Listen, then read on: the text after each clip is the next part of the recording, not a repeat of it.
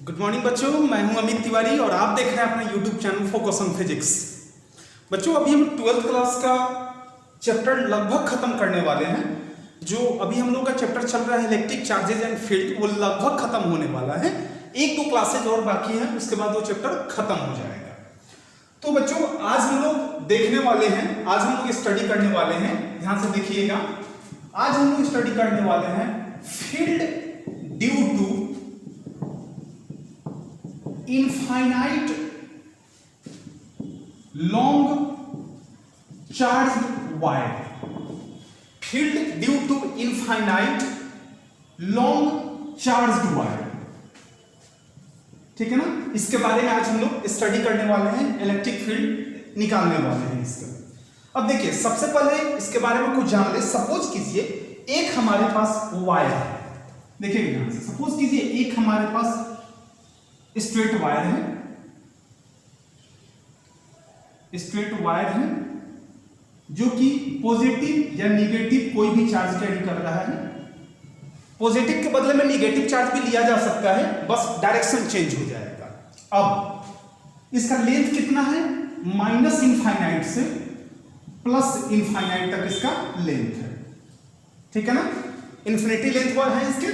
अब देखिए, अब यहां से अगर इलेक्ट्रिक फील्ड कैलकुलेट करें तो इसका इलेक्ट्रिक फील्ड का डायरेक्शन क्या होगा? रेडियली आउटवर्ड, ये बाहर की तरफ होंगे इसका इलेक्ट्रिक फील्ड। देखिए, इसका इलेक्ट्रिक फील्ड यहां पर बाहर की तरफ है। इसका भी इलेक्ट्रिक फील्ड अगर यहां पर निकालें तो ये सारे के सारे इलेक्ट्रिक फील्ड कहां मिलेगा? सब बाहर की तरफ मिलेगा। इलेक्ट्रिक फील्ड टोटल क्या होंगे? सब बाहर की तरफ होगा,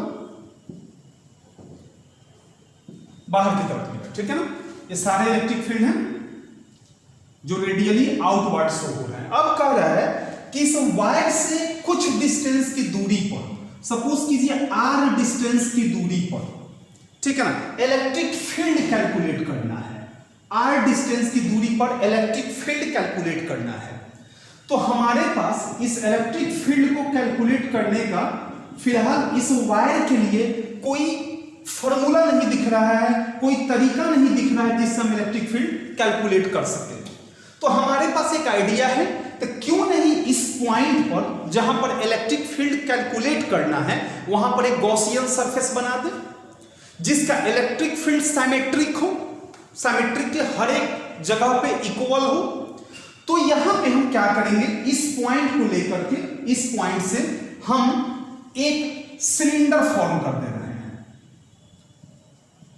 एक यहां पे हम इस यहां के गॉसियन सरफेस सिलेंडर बना दे रहे हैं यहां पर। ठीक है ना, देखिएगा ध्यान से, ये सिलेंडर बन गया। सिलेंडर ही क्यों बनाए हैं हम? क्योंकि इसका जो इलेक्ट्रिक फील्ड होगा वो सबके सब क्या होगा? साइमेट्रिक होगा।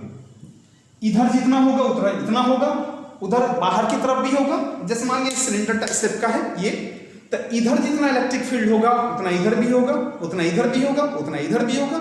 हर एक डायरेक्शन में इलेक्ट्रिक फील्ड क्या होगा? साइमेट्रिक होंगे। तो यहां पर हम एक सिलेंडर ले लिए जिसका रेडियस कितना था? स्मॉल r था, रेडियस स्मॉल r मान लिए। अब अगर हम इसका इलेक्ट्रिक फील्ड निकाल लें, इस सिलेंडर का इलेक्ट्रिक फील्ड निकाल लें, तो आराम से इस पॉइंट पर, कहां था ये पॉइंट पर, इस पॉइंट पर हम इलेक्ट्रिक फील्ड कैलकुलेट कर सकते हैं। इसका रेडियस कितना है? स्मॉल r है रेडियस, इसके स्मॉल r रेडियस है। अब देखिए, इस सिलेंडर के तीन सरफेस हुए, मान के ये सिलिंड्रिकल शेप है, तो इसके तीन सरफेस हैं, एक ऊपर वाला, एक नीचे वाला, और एक ये जो है ये राउंड वाला शेप है, ये एक सरफेस है। यानी कि हमारे पास तीन सरफेस है, एक ये वाला सरफेस है, एक फिर ये वाला सरफेस है, और एक जो सरफेस है वो कौन है? बीच वाला सरफेस है, ये वाला, ये बीच वाला सरफेस है। ठीक है ना, तो ये सरफेस यहां पे सरफेस हम मान लिए, एक सरफेस यहां पर है, एक सरफेस ये हो गया। तो इसका एरिया वेक्टर जो होगा वो बाहर की तरफ हो गया, dA। इसका एरिया वेक्टर, इसका एरिया वेक्टर किधर की तरफ होगा? इसका एरिया वेक्टर भी बाहर की तरफ है, क्योंकि 3D सरफेस है, और 3D सरफेस का एरिया वेक्टर नॉर्मली आउटवर्ड होता है। और ये जो बीच वाला पोर्शन बच गया, इसका एरिया वेक्टर किधर होगा? इस डायरेक्शन में होगा इसका एरिया वेक्टर। ये हो गया, एक यहां पे हो गया, एक यहां पे होगा। अब देखिए, इसके लिए इलेक्ट्रिक फील्ड तो ऐसे जा रहा है, ये इलेक्ट्रिक फील्ड है, इस पॉइंट के लिए भी इलेक्ट्रिक फील्ड ये है। तो यहां पर एंगल कितने हैं? सरफेस 1 के लिए मान लिए इसको सरफेस 1 मान लिए, इसको सरफेस 2 मान लिए, और इस बीच वाले को इसको सरफेस 3 मान लिए। ठीक है ना, सरफेस 3 मान ली, 3 सरफेस 3 हो गया, यहां पर सरफेस 1 हो गया, और ये क्या हो गया? सरफेस 2 हो गया। तो सरफेस 1 के लिए थीटा कितना डिग्री हो जाएगा? 90 डिग्री। सरफेस 2 के लिए थीटा 90 डिग्री, और सरफेस 1 के लिए अब देखिए एरिया वेक्टर ये है, और इसी पर इलेक्ट्रिक फील्ड का भी डायरेक्शन यही है। तो यहां पर थीटा कितना डिग्री हो जाएगा? 0 डिग्री हो जाएगा। अब इसका हम इलेक्ट्रिक फ्लक्स अगर निकाल लें तो इलेक्ट्रिक फील्ड निकल जाएगा। तो इलेक्ट्रिक फील्ड फ्लक्स जो निकालेंगे क्लोज सरफेस यानी कि सिलेंडर का निकालेंगे। तो अगर हम इलेक्ट्रिक फ्लक्स नेट निकालें तो क्लोज्ड ये इंटीग्रेट करेंगे किसका? E और किसका? DA का। E DA कितना हो जाएगा? cos theta. E DA cos theta लिख सकते हैं हम, पता है ना आपको। इंटीग्रेट करते हैं क्यों? क्योंकि इस सरफेस, ये सरफेस और इस सरफेस के तीनों को जोड़ करके हमको इलेक्ट्रिक फ्लक्स कैलकुलेट करना है। ठीक है ना, इसके द्वारा जो इलेक्ट्रिक फ्लक्स हुआ, इसके द्वारा जो इलेक्ट्रिक फ्लक्स हुआ, और नीचे वाले इसके द्वारा जो इलेक्ट्रिक फ्लक्स होगा, तीनों के द्वारा जो इलेक्ट्रिक फ्लक्स आएंगे, ठीक है ना, वो फाइनल इलेक्ट्रिक फ्लक्स हो जाएगा। तो flux net is equal to EDA cos theta. ठीक है ना। अब देखिए यहां पर या सिंपल आप यहां पर लिख दीजिए, आसान रहेगा, E इंटू A। अब यहां पर लिख सकते हैं फ्लक्स E इंटू, चूंकि स्मॉल है, स्मॉल एरिया है तो EDA। अब कितने सरफेस है यहां पे? 1 2 3 सरफेस है। E into DA cos theta. कितने सरफेस हैं? 1 2 3 सरफेस हैं। तब तीनों सरफेस का E into DA1 cos 90 degree plus integration of E into DA2 यानी कि S2, ये A2 है, ये S1 यानी कि A1 है, और S3 यानी कि A3 है, एरिया 3 है। तो E into DA1 plus cos कितना डिग्री? 2 के लिए cos 90 डिग्री। ठीक है ना, यहां पर ठीक है। और थर्ड के लिए E इंटू DA3 cos कितना डिग्री? 0 डिग्री हमने रख दिया। अब देखिए ये तो DA cos 90 0 हो गया, EDA2 cos 90 0 हो गया, तो 0 प्लस 0 और बच गया हमारे पास EDA। अब A2 A3 तो खत्म हो गया, तो A3 को नाम हटा देते हैं, केवल A लिख देते हैं। cos 0 का वैल्यू 1 होता है। E चूंकि कांस्टेंट है, सिमेट्रिक है, तो E को बाहर कर लिए और हो गया कितना? DA हो गया। तो इस हिसाब से फ्लक्स जब हमने कैलकुलेट किया, फ्लक्स नेट कैलकुलेट किया हमने, तो हमारे पास आ गया E इंटू A। ठीक है ना, यह है ना इलेक्ट्रिक फील्ड इंटू एरिया आ गया, फ्लक्स नेट आ गया यहां पर। ये तो पहले भी पढ़ चुके हैं हम लोग। इसमें थोड़ा सा क्या आगे पढ़ना है ये देखिए। अब flux net E into A तो आ गया,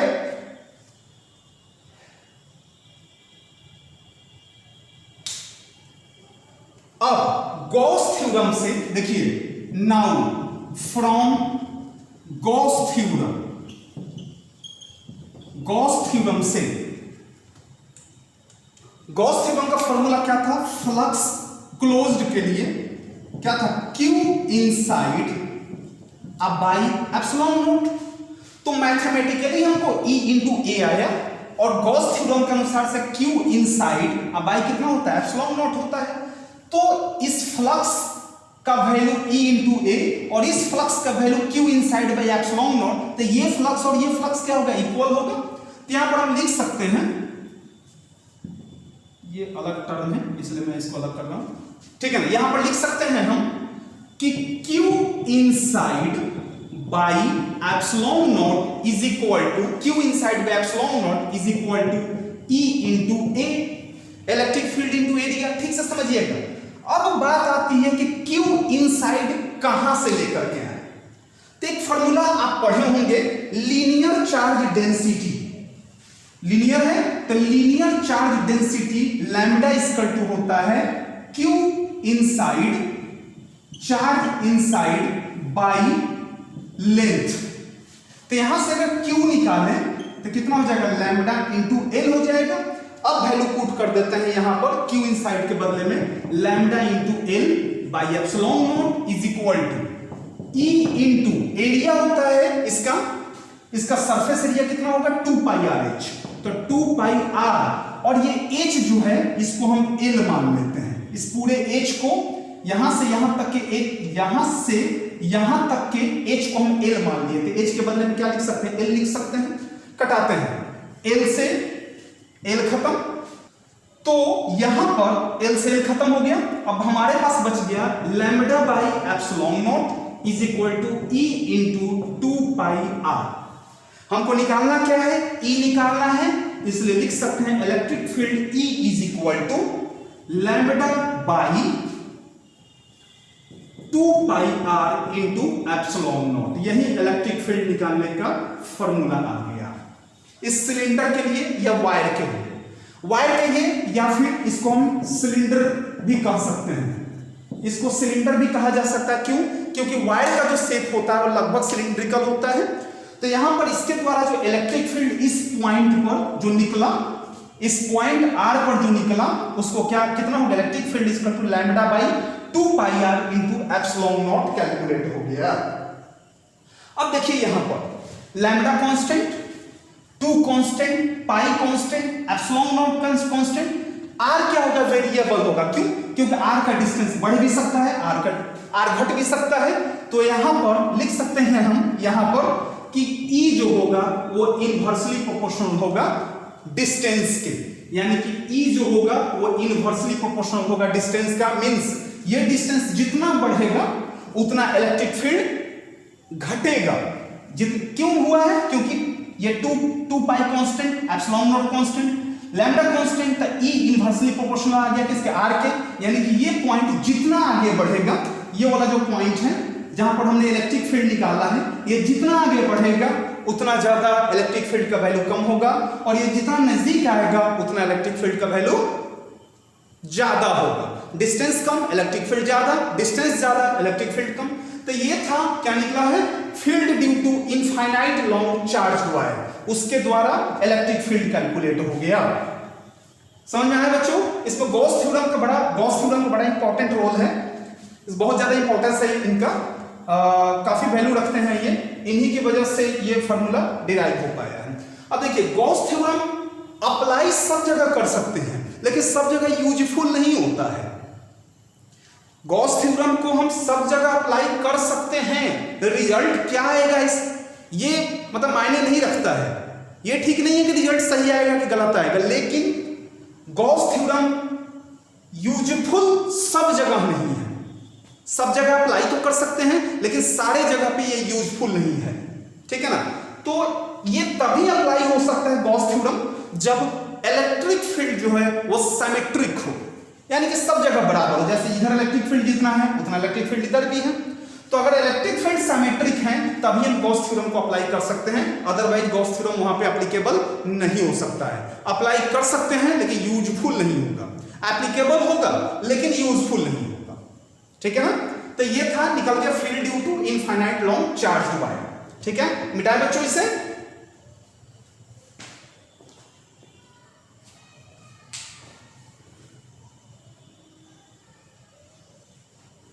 मिटाएं।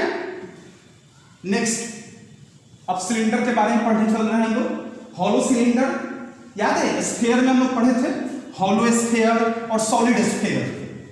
तो आज हम लोग पढ़ने वाले हैं हॉलो सिलेंडर और कौन सा सिलेंडर, सॉलिड सिलेंडर।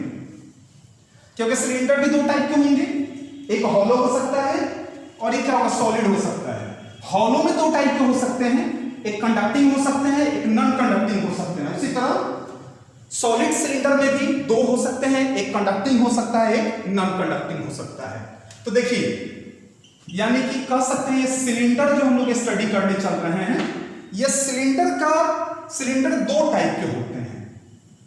एक जो होगा, ध्यान से नोट करते चलिए, ये एक होगा हॉलो सिलेंडर और दूसरा होगा सॉलिड सिलेंडर। ये सिलेंडर के बदले में आप वायर का भी यूज कर सकते हैं, क्योंकि वायर भी सिलेंडरिकल ही होता है। अब हॉलो सिलेंडर में 2 कहानी आती है, 2 स्टोरी आती है, याद आया होगा। एक होता है कंडक्टिंग और दूसरा होता है non conducting. Non conducting means insulator. उसी तरह सॉलिड सिलेंडर में भी दो स्टोरी आता है, एक होता है, एक पॉइंट आएगा कंडक्टिंग का और दूसरा पॉइंट आएगा नॉन कंडक्टिंग का। तो जिस तरह स्फीयर में हम लोग पढ़े थे कि कंडक्टिंग और नॉन कंडक्टिंग हॉलो सिलेंडर या फिर कंडक्टिंग सॉलिड सिलेंडर जो होते हैं उस सब का प्रॉपर्टी क्या होता है, सेम होता है। यानी कि लिख सकते हैं हम कंडक्टिंग और नॉन कंडक्टिंग, कंडक्टिंग और non conducting hollow cylinder and conducting solid cylinder have same property, लगभग सेम प्रॉपर्टी होगा and the charges will be at its surface। मान लीजिए ये मार्कर है, इसके अंदर का रिफिल हमने बाहर कर दिया। अब अंदर क्या हो जाएगा, ये हॉलो हो जाएगा। अगर हम चार्ज देंगे तो चार्ज अंदर नहीं रहेगा, क्यों? क्योंकि अंदर से पूरा खोखला है, तो चार्ज कहां पे आ जाएगा, इसके सरफेस पे आ जाएगा। तो सॉलिड कंडक्टिंग या हॉलो कंडक्टिंग और नॉन कंडक्टिंग में जो चार्जेस होते हैं वो कहां पे आ जाएगा, सरफेस पे आ जाता है। लेकिन नॉन कंडक्टिंग में पूरा ओवरऑल अंदर डिस्ट्रीब्यूटेड है, इसलिए इसमें वॉल्यूम के बारे में हम स्टडी करते हैं। और कंडक्टिंग हुआ या फिर ये कंडक्टिंग और ये नॉन कंडक्टिंग हुआ, इसमें चार्ज कहां पे होंगे, charges will be at surface. Charges कहां पे होंगे, सरफेस पे होंगे। इसके लिए भी चार्जेस कहां पे होगा, एट सरफेस होगा, सरफेस पे होगा। बट यहां पर क्या होगा, इंटायर वॉल्यूम में डिस्ट्रीब्यूटेड होगा। यानी कि हम लोग हॉलो सिलेंडर में कंडक्टिंग और नॉन कंडक्टिंग और सॉलिड सिलेंडर में कंडक्टिंग के प्रॉपर्टी को एक साथ पढ़ेंगे और नॉन कंडक्टिंग सॉलिड सिलेंडर का प्रॉपर्टी हम अलग से पढ़ेंगे। तो हम लोग पढ़ते हैं हम लोग ये property conducting and non conducting hollow cylinder and conducting solid cylinder के बारे में, इसका electric field.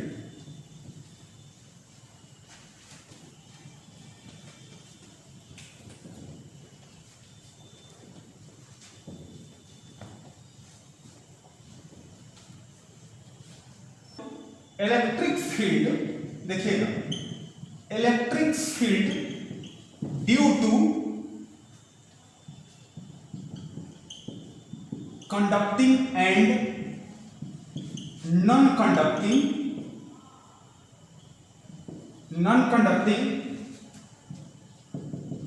Hollow cylinder and conducting solid cylinder, conducting solid cylinder और नॉन कंडक्टिंग और कंडक्टिंग हॉलो सिलेंडर के लिए स्टडी करने चलते हैं। देखिए सपोज कीजिए, ध्यान से देखिएगा, एक हमने यहां पर सिलेंडर बना दिया, देखिएगा ध्यान से, एक यहां पर सिलेंडर मैंने फॉर्म कर दिया, ठीक है ना। यहां से हो गया। अब कह रहा है केस फर्स्ट कि when a point P is inside, कोई पॉइंट एक P है जो कि इसके इनसाइड है। सपोज कीजिए यहां पे पॉइंट P है, ठीक है ना। तो इस पॉइंट पर इलेक्ट्रिक फील्ड निकालना है, तो इसका रेडियस को आप, ठीक है, इसके रेडियस को आप क्या मान लीजिए, कैपिटल R मान लीजिए, और इसके रेडियस को, ये वाले पॉइंट को स्मॉल r मान लीजिए। यानी कि ये जो हम लोग पढ़ने चल रहे हैं इलेक्ट्रिक फील्ड, इसमें जो पढ़ रहे हैं हम लोग, क्या है, इसमें small r is less than capital R, ठीक है ना। अब क्या करेंगे हम, इस पॉइंट पर इलेक्ट्रिक फील्ड निकालने के लिए यहां पर हमको एक गॉसियन सरफेस बनाना होगा, और गॉसियन सरफेस यहां पर क्या होगा, सिलेंडर होगा। तो यहां पर हमने एक गॉसियन सरफेस बना दिया। अब देखिए चार्जेस जो होंगे, मैंने पहले ही बताया है कि इसके जो चार्जेस होंगे ये इसके सरफेस पे डिस्ट्रीब्यूटेड होगा, ठीक है ना, इनसाइड कोई चार्ज नहीं है। अब इसके लेंथ को हम L मान लेते हैं और रेडियस तो R है ही। अब इसका जो इलेक्ट्रिक फील्ड होगा इस पॉइंट का मान लिए एरिया dA, ठीक है ना। अब देखिए इसके 3 एरिया होंगे, एक फर्स्ट वाला, एक वाला सरफेस, ये सेकंड सरफेस और एक बीच में सरफेस। इसके जस्ट पहले मैंने बताया है कि एक सिलेंडर के 3 सरफेस से फ्लक्स फाइंड आउट किया जा सकता है। एक अपर सरफेस तो यहाँ पे है, एक लोअर सरफेस तो यहाँ पे है, एक बीच वाला जो राउंड वाला सरफेस है वो बीच वाला है। तो 3 सरफेस है, ये डीए और यहाँ पर एक यहाँ पर डीए हो जाएगा और एक यहाँ पर डीए हो जाएगा। अब देखिए इलेक्ट्रिक फील्ड तो ऐसे है, तो एरिया ऐसे और इलेक्ट्रिक फील्ड ऐसे, तो दोनों के बीच का एंगल कितना डिग्री बनेगा? 90 डिग्री। फिर यहां पर एरिया ऐसे और इलेक्ट्रिक फील्ड ऐसे, इलेक्ट्रिक फील्ड ऐसे ही आउटवर्ड होता है, नॉर्मली आउटवर्ड होता है। और एक यहां पर इलेक्ट्रिक फील्ड है, तो यहां पर थीटा कितना डिग्री हो जाएगा? Theta 90 degree. इसके लिए थीटा 90 डिग्री और इसके लिए थीटा कितना? 0 डिग्री। समझ में आया ना? तो इसी का हम कैलकुलेट करने चल रहे हैं।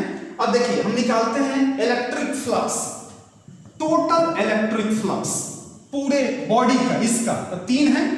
एक है ऊपर कौन सा है? E into D A cos कितना degree? Cos 90 degree plus 3 flux है। यहां पर फ्लक्स 1 है, ये फ्लक्स 3 मान लीजिए, इसको फ्लक्स 2 मान लीजिए, तो ज्यादा अच्छा है। पूरे डिटेल में चलते हैं। यहां पर लिख लेते हैं फ्लक्स 1 प्लस फ्लक्स 2 और प्लस कितना? फ्लक्स 3। तो फ्लक्स 1 यानी कि E D A cos 90 degree, flux 2 E D A cos 90 degree plus flux 3, तो integration of E D A cos कितना डिग्री? 0 डिग्री। ये 0 डिग्री है ना थर्ड के लिए। चलिए तो ये तो 0 खत्म, 0 प्लस ये भी 0 खत्म, और ये बच गया E का E हो गया, DA को जब इंटीग्रेट करेंगे तो A आएगा, EA और cos 0 1, तो वैल्यू खत्म EA, यानी कि फ्लक्स नेट इक्वल टू आ गया E इंटू A। अब एरिया कितना होगा इसका? 2 pi R L. 2 pi R H होता है, तो एच के बदले में हम क्या ले लिए? एल ले लिए। यहां पर मैंने लिख दिया पहले 2 pi R L flux net आ गया, ठीक है ना। अब गॉस भैया कहते हैं according to Gauss theorem, Gauss theorem कहता है कि फ्लक्स नेट जो होता है वो Q इनसाइड और बाई एप्सिलॉन नॉट के बराबर होता है। अब देखिए चार्जेस तो सब सरफेस पे डिस्ट्रीब्यूटेड है, अंदर कितना चार्ज है? अंदर तो चार्ज है ही नहीं, इस बॉडी के अंदर कोई चार्ज है ही नहीं। हमको जहां भी इलेक्ट्रिक फील्ड कैलकुलेट करना होगा वहां पे गॉसियन सरफेस बनाना होगा। यहां पर हमने सिलेंडर के रूप में गॉसियन सरफेस बना दिया, तब इलेक्ट्रिक फील्ड कैलकुलेट कर रहे हैं। तो यहां पर फ्लक्स नेट या क्लोज लिखिए, फ्लक्स जो क्लोज्ड है Q इनसाइड यानी कि 0 हो जाएगा, अंदर तो चार्ज है ही नहीं, और बाई कितना? Epsilon naught. अब यहां पर फ्लक्स क्लोज्ड और ये फ्लक्स दोनों इक्वल होगा, जैसे कि इसके पहले मैंने बताया है, ये मैथमेटिकली सॉल्व हुआ है, ये गॉस थ्योरम से सॉल्व हुआ है। तो लिख सकते हैं हम E into 2 pi R L is equal to E into 2 pi R L is equal to 0 by epsilon naught. तो यहां से E निकाले तो इलेक्ट्रिक फील्ड कितना हो गया? 0 हो गया। यानी कि किसी बॉडी के अंदर कोई चार्ज अगर नहीं है तो इलेक्ट्रिक फ्लक्स कितने होते हैं? इलेक्ट्रिक फील्ड कितने होते हैं? 0 होते हैं। कोई इलेक्ट्रिक फ्लक्स निकल ही नहीं गया, जिसकी वजह से उसके इलेक्ट्रिक फील्ड जो हुए कितने हो गए? 0 हो गए, तो E बराबर 0 हो गया। ये कौन से केस में? जब R जो है कोई पॉइंट P या कोई भी पॉइंट किसी गॉसियन सरफेस के अंदर, ठीक है ना। किसके लिए? Conducting non conducting hollow cylinder के लिए या फिर कंडक्टिंग सॉलिड सिलेंडर के लिए। नॉन कंडक्टिंग सॉलिड सिलेंडर के लिए ये एप्लीकेबल नहीं होगा, उसके लिए दूसरा रूल चलेगा। अब केस 1 था ये, अब केस 2 चलते हैं कि when point P is outside the surface. Point P जो है वो सरफेस के बाहर, मिटाएं बच्चों, चलिए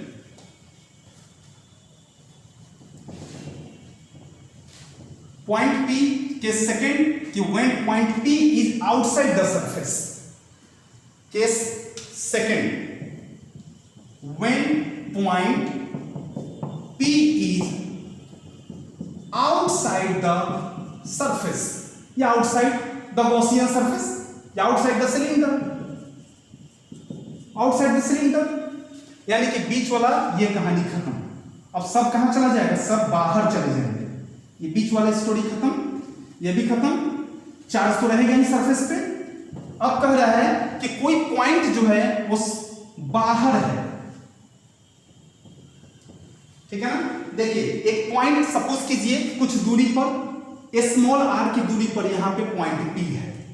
अब अपने नियम के अनुसार से यहां पर इलेक्ट्रिक फील्ड निकालने के लिए यहां पर क्या करेंगे, हम एक गॉसियन सरफेस बनाएंगे। यहां पे गॉसियन सरफेस बना दिए, ठीक है ना। यहां पे थोड़ा सा बड़ा होगा ये, यहां पे हमने एक सिलिंड्रिकल शेप का एक गॉसियन सरफेस बना दिया। ये देखिए यहां पे ऐसे और यहां पे ऐसे सिलिंड्रिकल शेप का एक गॉसियन सरफेस हमने बना दिया। इस केस में क्या है, स्मॉल r जो है वो ग्रेटर है किससे, कैपिटल R के। ये स्मॉल r है ना, यहां से ये काफी कैपिटल R इतना दूर नहीं है, और यहां से ये स्मॉल r है, ये वाला पॉइंट जो है वो स्मॉल r है, तो काफी बड़ा हो गया ना। तो यहां पर r is greater than capital R से निकालेंगे यहां पर। अब देखिए इस सिलेंडर के भी 3 सरफेस हुए, एक सरफेस हुआ ये वाला, एक दूसरा सरफेस यहां हो गया 2, और तीसरा सरफेस बीच में है। इसके लेंथ को हम स्मॉल l मान लेते हैं। अब देखिए सरफेस चार्ज कहां है, सरफेस पे है, इस सरफेस पे है। अब देखिए इसके 3 सरफेस, तो एक सरफेस का ये वाला एरिया वेक्टर नीचे की तरफ, और ये इलेक्ट्रिक फील्ड, तो यहां पर थीटा कितना डिग्री, 90 डिग्री। फिर यहां पर भी सेम ये एरिया वेक्टर, यहां पर एरिया काट लिए, ये एरिया वेक्टर हो गया dA, और ये इलेक्ट्रिक फील्ड हो गया, तो थीटा कितना डिग्री, 90 डिग्री। और एक बीच वाला जो सरफेस है वो ये एरिया वेक्टर dA, इस पॉइंट को काट लिए बाहर वाले को, और इसी पर इलेक्ट्रिक फील्ड भी है, तो थीटा यहां पर कितना डिग्री, 0 डिग्री। अब चार्ज कहां है, चार्ज कहां है, सरफेस पे। तो एक टर्म इंट्रोड्यूस कर रहे हैं, देखिएगा, surface charge density, surface charge density surface charge density introduce कर रहे हैं। Sigma is equal to, formula होता है चार्ज इनसाइड बाय एरिया। तो चार्ज निकाले तो एरिया इंटू कितना हो जाएगा, सिग्मा। तो एरिया यानी कि फॉर्मूला से 2 पाई। अच्छा आर कौन सा लेंगे इसमें, चार्ज डेंसिटी अगर निकाले तो चार्ज, ये कौन सा चार्ज निकाले, इनसाइड निकाल रहे हैं। कौन सा चार्ज निकाल रहे हैं यहां पर, चार्ज इनसाइड कैलकुलेट कर रहे हैं। तो इनसाइड चार्ज तो इतना दूरी ना है, यही वाला है ना, चार्जेस पहले वाला सिलेंडर के इनसाइड में इतने ही चार्ज है ना, तो इतना का रेडियस कितना है, कैपिटल R। तो यहां पे हम कैपिटल R लेकर के चलेंगे, 2 पाई R, H होता है, H के बदले में L, ठीक है ना। तो हमारे पास आ गया Q is equal to 2 pi RL। Q is equal to आ गया फॉर्मूला 2 पाई RL इनटू क्या, यहां पर सिग्मा, इनटू सिग्मा। इसको याद रखिएगा, इसका जरूरत पड़ने वाला है। अब हम निकालते हैं flux net is equal to flux 1 flux 2 plus कितना, फ्लक्स 3। तो फ्लक्स 1 कितना डिग्री है, थीटा 90 डिग्री है, तो 0 हो गया, फ्लक्स 1 0, फ्लक्स 2 भी 0, और फ्लक्स 3 जो हो जाएगा वो हो जाएगा E इंटू dA कॉस कितना डिग्री, 0 डिग्री। 0 0 खत्म, E बाहर, इंटीग्रेशन ऑफ dA, कॉस 0 का वैल्यू 1, और यहां पर आ गया E into A। E into A यानी कि E इंटू एरिया, यानी कि 2 पाई RL। किसका एरिया, इसका एरिया निकालना है, ठीक है ना। जो गॉसियन सरफेस बना है उसका एरिया निकालना है। और चार्ज इनसाइड किसका लेकर के चले हैं हम, जो पहले से सिलेंडर था उसका। तो यहां पर हमारे पास निकल गया flux net is equal to E into 2 pi RL।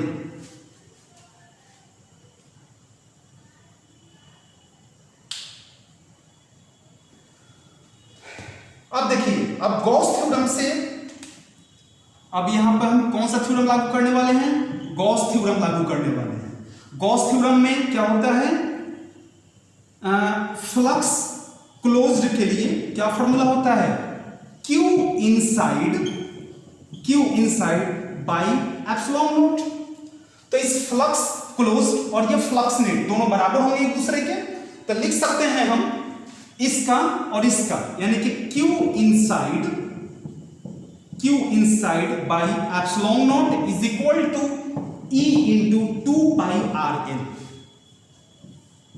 अब देखिए यहां पर Q इनसाइड कितना निकला है, 2 पाई RL इंटू सिग्मा, तो लिख सकते हैं 2 pi R into L into sigma is equal to और बाई कितना, by epsilon naught is equal to कितना, E इंटू कितना है 2 पाई RL, स्मॉल r है यहां पर, कैपिटल R है, तो पाई से पाई खत्म, 2 से 2 खत्म, L से L खत्म, तो हमारे पास बच गया R sigma by epsilon naught is equal to E into R। तो इलेक्ट्रिक फील्ड निकालने का फॉर्मूला हो गया R sigma by epsilon naught into small r। ये कैलकुलेट हो गया, क्या कैलकुलेट हो गया, यहां पर इलेक्ट्रिक फील्ड कैलकुलेशन हो गया इसका। अब देखिए यहां पर R कांस्टेंट है, ये R कांस्टेंट है, ये R वेरिएबल है, ये R जो है ये वेरिएबल है, ये कांस्टेंट है, तो यहां पर R constant, sigma constant, epsilon naught constant, तो क्या बच गया, E inversely proportional to R। यानी कि यहां पर भी रेडियस, ये लेंथ जो डिस्टेंस है इस पॉइंट आउटसाइड पॉइंट है वो बढ़ेगा तो इलेक्ट्रिक फील्ड घटेगा, और ये डिस्टेंस घटेगा तो इलेक्ट्रिक फील्ड क्या होगा, बढ़ेगा। तो केस सेकंड था when point P is outside the cylinder, तो conducting non conducting hollow cylinder के लिए हो गया और कंडक्टिंग सॉलिड सिलेंडर के लिए हो गया। अब देखते हैं हम लोग नॉन कंडक्टिंग सॉलिड सिलेंडर के लिए। मिटाएं से बच्चों, चलिए नेक्स्ट देखते हैं हम लोग, ये तो खत्म हो गया, अब इसके बाद का टॉपिक देखते हैं, electric field due to non conducting solid cylinder.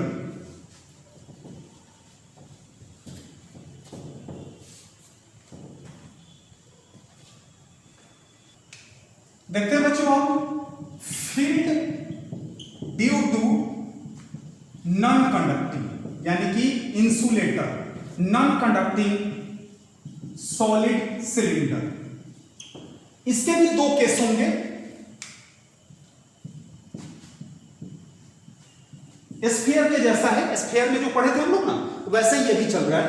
तो इसका case 1, when point P is inside, जैसे मान लिया कि एक सिलेंडर है यहां पे, एक यहां पे सिलेंडर है, ठीक है ना, ये सिलेंडर है, इसके अंदर स्मॉल r की दूरी पर एक पॉइंट है, पॉइंट P है। अब कर इस पॉइंट पर क्या निकालिए, इलेक्ट्रिक फील्ड कैलकुलेट कीजिए। तो हम पहले ही बताए हैं, आपको बता चुके हैं कि solid field due to non conducting solid cylinder हो, अगर यानी कि नॉन कंडक्टिंग सॉलिड सिलेंडर हो, उसका फील्ड निकालना हो, तो नॉन कंडक्टिंग सॉलिड सिलेंडर में चार्जेस जो होते हैं वो अंदर पूरे वॉल्यूम को लेकर के डिस्ट्रीब्यूटेड होते हैं, ये सरफेस पे नहीं होते हैं, ये अंदर डिस्ट्रीब्यूटेड होते हैं। तो जहां पर हमको इलेक्ट्रिक फील्ड निकालना है वहां पर एक गॉसियन सरफेस बना देंगे, उसी लेंथ के रेडियस को लेकर के यहां पर एक गॉसियन सरफेस हम बना दिए। यहां इसका लेंथ कितना हो गया, इसके लेंथ को हम L मान लिए, ठीक है ना, रेडियस कितना हो जाएगा, ये स्मॉल r है तो रेडियस भी स्मॉल r ही हो जाएगा। अब देखिए 3 सरफेस, इसके भी 3 सरफेस हुए, सरफेस 1, सरफेस 2 और एक बीच वाला सरफेस। तो इस सरफेस का एरिया वेक्टर बाहर की तरफ होगा और इलेक्ट्रिक फील्ड ऐसे, तो यहां पर थीटा कितना 90 डिग्री इसके लिए। अब इसके लिए ये भी surface electric field area vector क्या होगा, बाहर की तरफ होगा dA, और इलेक्ट्रिक फील्ड ऐसे होगा, तो यहां पर थीटा 90 डिग्री। और एक जो बीच वाला है यहां पर एरिया वेक्टर और इलेक्ट्रिक फील्ड भी ऐसे ही होगा, यहां पर थीटा कितना डिग्री, 0 डिग्री हो जाएगा। तब निकालते हैं flux net is equal to flux net, तो 3 फ्लक्स है, फ्लक्स 1, फ्लक्स 2 एंड फ्लक्स 3। तो flux 1 plus flux 2 plus flux 3, flux 1 पर एंगल कितना डिग्री 90 डिग्री, इसका वैल्यू कितना हो जाएगा 0, फ्लक्स 2 पर भी 0 और फ्लक्स 3 पर हो जाएगा E इंटू DA कॉस कितना डिग्री 0 डिग्री, 0 0 खत्म, E बाहर, इंटीग्रेशन ऑफ DA cos 0 का वैल्यू 1 खत्म, तो आ गया E इंटू A यानी कि E इंटू एरिया यानी कि 2 pi RL, area 2 pi RL, flux net का एरिया 2 पाई RL निकल गया। अब देखिए गॉस थ्योरम से अब यहां पर फिर हम कौन सा अप्लाई करने वाले हैं, गॉस थ्योरम। गॉस थ्योरम कहता था कि फ्लक्स क्लोज्ड का अगर निकालना हो तो क्या फॉर्मूला होता है, Q inside by epsilon naught. अब बात आती है कि इसका Q इनसाइड कहां से लाएं, चार्ज तो डिस्ट्रीब्यूटेड है चार्ज अंदर, तो चार्ज डिस्ट्रीब्यूटेड है, तो इसके लिए एक टर्म हम इंट्रोड्यूस कर रहे हैं जिसको कहते हैं रो, यानी कि रो इज इक्वल टू, याद होगा आपको वॉल्यूम को लेकर के Q इनसाइड चार्ज इनसाइड और बाई क्या होता था चार्ज इनसाइड बाई वॉल्यूम। तो यहां से अगर चार्ज इनसाइड हम निकालें, चार्ज इनसाइड निकालें तो कितना हो जाएगा वॉल्यूम इंटू रो। तो वॉल्यूम इसका कितना हो जाएगा, वॉल्यूम इंटू रो अगर निकालें तो वॉल्यूम का फॉर्मूला होता है पाई R स्क्वायर और यहां पर H कितना L है, L इंटू रो। H कितना है इसका गॉसियन सरफेस का L है ना, तो पाई R स्क्वायर L इंटू रो कितना आ गया Q इनसाइड का वैल्यू आ गया।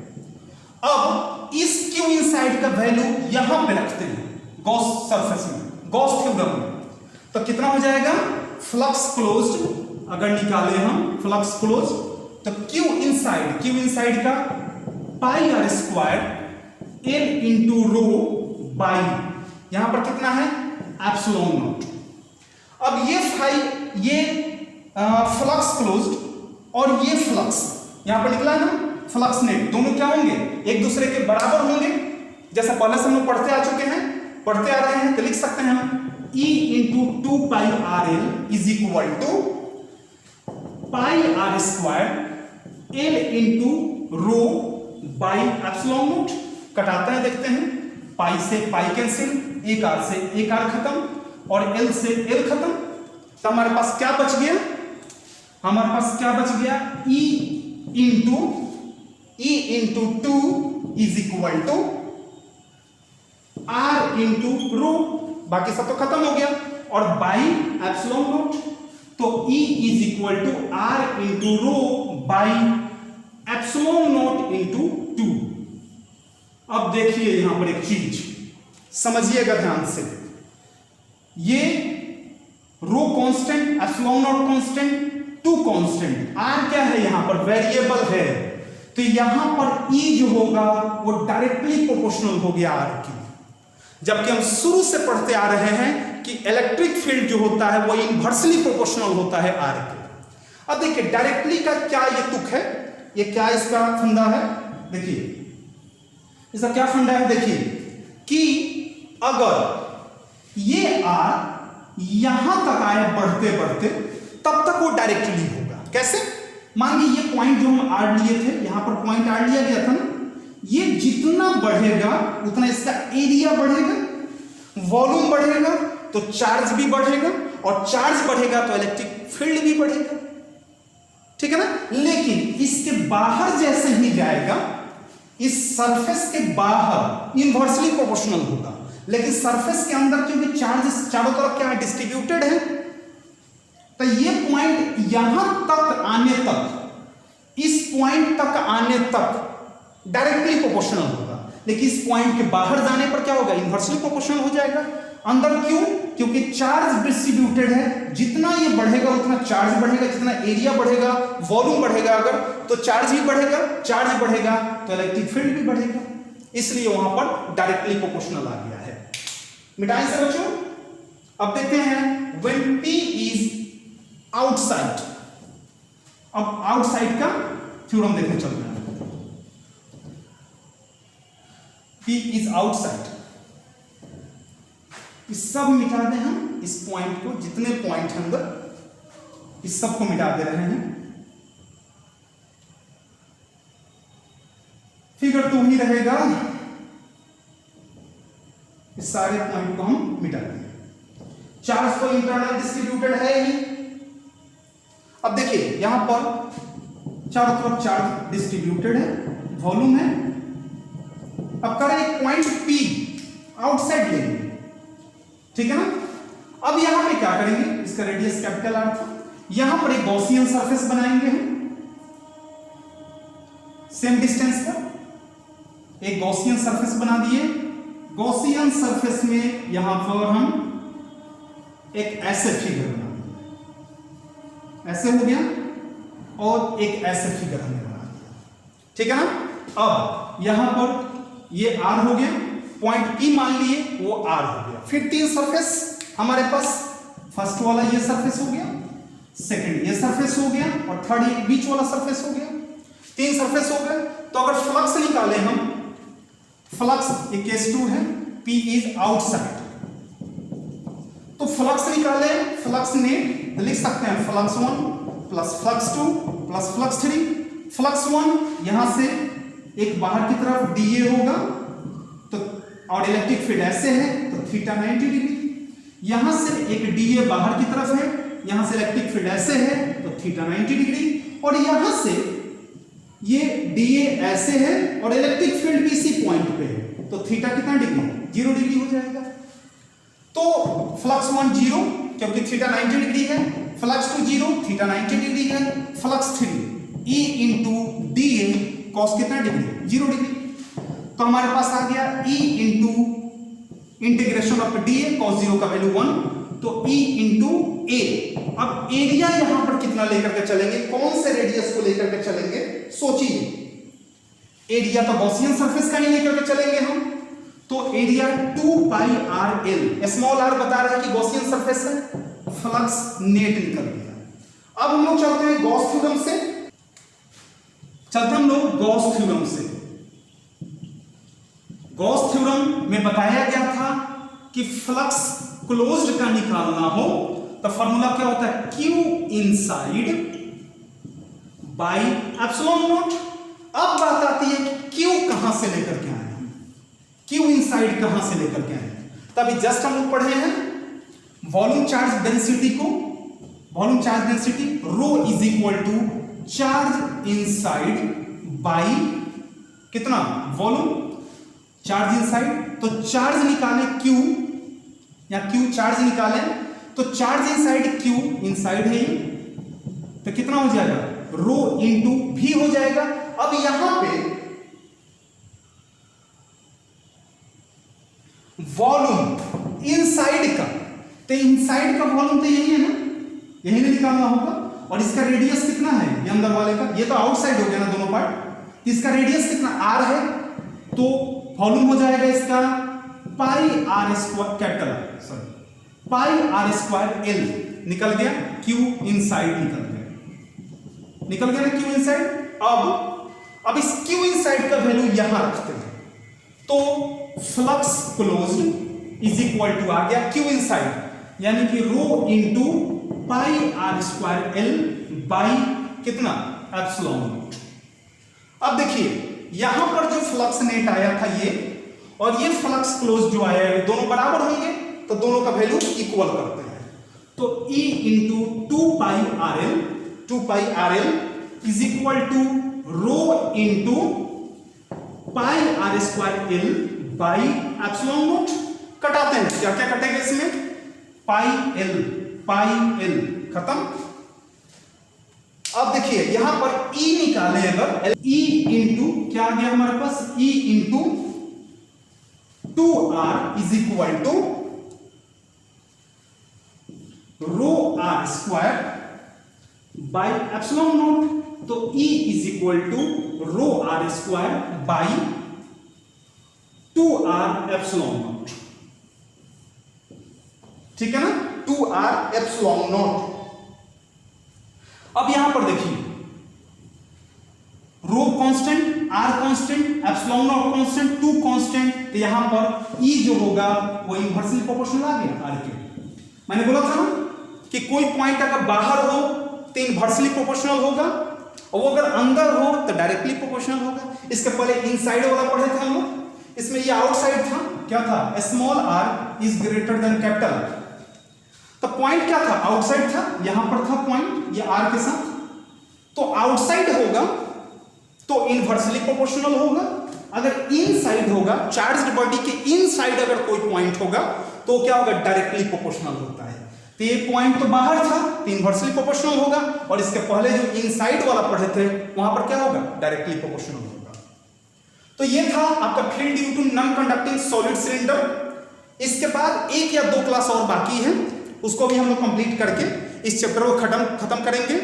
न्यूमेरिकल मैक्सिमम देखेंगे, आपके टेक्स्ट बुक का कुछ कॉम्पिटिटिव लेवल पर जो क्वेश्चन पूछे गए हैं उसके बारे में, उस क्वेश्चन को देखेंगे, और उसके बाद तब हम लोग न्यू चैप्टर की तरफ बढ़ेंगे। ठीक है, रहने देते हैं आज के लिए, मिलते हैं इसके बाद वाले क्लास में। तब तक के लिए खुश रहिए, सुरक्षित रहिए, अच्छे से रहिए, और सबसे इंपॉर्टेंट पढ़ते रहिए। ठीक है ना, कोई भी प्रॉब्लम होता है तो आप कमेंट सेक्शन में जाकर हमें कमेंट कीजिए, हम उसको सॉर्ट आउट करने की कोशिश करेंगे। ठीक है बच्चों, थैंक यू सो मच।